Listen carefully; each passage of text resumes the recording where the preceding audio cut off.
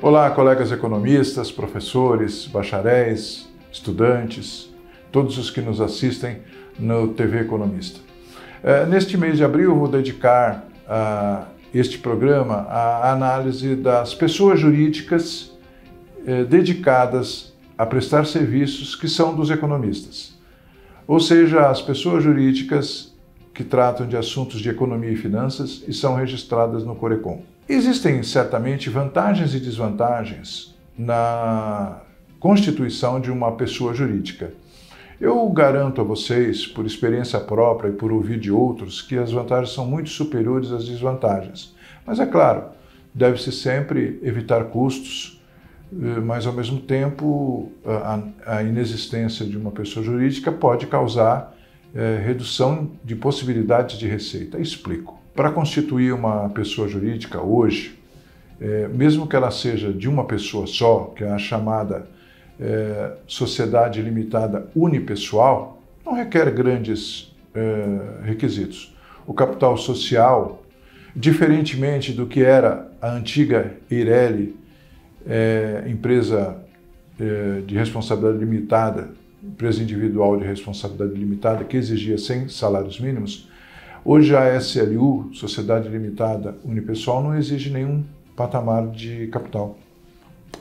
A minha empresa é SLU, é uma empresa unipessoal minha, mas tem um nome já muito conhecido há 25 anos, mantido esse nome, com um capital social baixo, que é o suficiente para justificar os investimentos feitos na empresa. Apenas isto. Evidentemente, todas as empresas têm aquele gasto com o contador, então isso é preciso negociar com o contador. Às vezes é bastante simples o trabalho, então o contador pode fazer uma redução de honorários. Agora, quais são as vantagens? A primeira vantagem muito significativa é que empresas médias e grandes não gostam de receber recibos de autônomos. Então, o economista pode ser autônomo? Pode. Não pode ser MEI? Não pode ser MEI, mas autônomo pode. Como autônomo, ele vai dar o recibo de autônomo, só que boa parte das empresas não quer receber, prefere receber de pessoa jurídica, por causa dos vínculos trabalhistas e de outras complicações. Então, o certo é ter uma pessoa jurídica. As grandes empresas, então, nem pensar em receber um RPA, um recibo de pagamento autônomo. Então, com relação à receita, há uma grande possibilidade de expansão da receita pelo fato de ser pessoa jurídica. Segundo, do ponto de vista fiscal, tributário, o imposto de renda à pessoa física é muito superior ao aos impostos totais de uma empresa, de uma sociedade, pessoa jurídica. Então, no Simples, por exemplo, dependendo do faturamento, esse percentual sobre o faturamento é de 15,5% até 20 e tanto, né? Mas 20 e tanto nós estamos falando de uma empresa muito grande, né? Numa sociedade muito grande, com faturamento muito grande, o que não é comum entre as empresas de economia. Mesmo as maiores consultorias não atingem esse patamar tão alto de faturamento.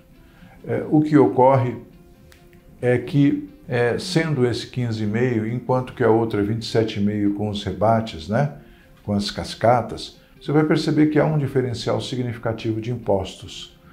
Quando a apuração do lucro líquido da sociedade, para os sócios, por enquanto, pelo menos, não há tributação em pessoa física. Então, há uma vantagem tributária significativa de quem tem uma pessoa jurídica. É possível fazer contratos como pessoa jurídica e atuar como pessoa física, num determinado processo, num determinado procedimento que seja feito, seja visto por pessoa física. Por exemplo, eu trabalho muito em assistência técnica processual. Então, eu sou indicado por advogados, empresas, pessoas físicas, para ser seu assistente técnico, seu perito assistente técnico em processos. Eu faço o contrato pela minha pessoa jurídica, com quem me contrata, e atuo como pessoa física dentro do processo, sem problemas. É assim que a gente faz. Como é que se faz, então, para regularizar tudo? Bem, a constituição é normal de uma empresa ou de uma sociedade. Se for uma sociedade civil, antiga sociedade civil, que hoje se chama sociedade simples, registra-se no cartório de pessoas jurídicas. Se for uma empresa, que é o caráter empresário, né, da sociedade, se faz o registro na junta comercial. A minha empresa é registrada na junta comercial porque eu dou a característica daquilo que eles chamam de característica, elementos de empresa. Mas cada um faz de uma forma, é só ver com o contador, na hora de fazer o contrato social, ele vai fazer dessa maneira. E como ficar regular para poder atuar nesse campo? Fazendo o registro no Corecon. E para fazer o registro no Corecon, a minha sugestão é que quem ainda não tem a empresa, que ele busque junto ao setor de fiscalização do nosso Corecon, um modelinho de cláusula de objeto social. Porque nessa cláusula de objeto social vai compor todas as funções do economista. E isso vai facilitar para o entendimento do que aquela pessoa jurídica vai fazer, do que o economista vai fazer. Depois, a sociedade, essa sociedade, sendo individual, sendo unipessoal, ou sendo com mais sócios, tendo mais sócios, ela terá que ter um economista responsável, que deve ser registrado no Corecon, pode ser São Paulo, pode ser fora de São Paulo. E mais um detalhe, as nossas normas não exigem que todos os sócios da pessoa jurídica sejam economistas.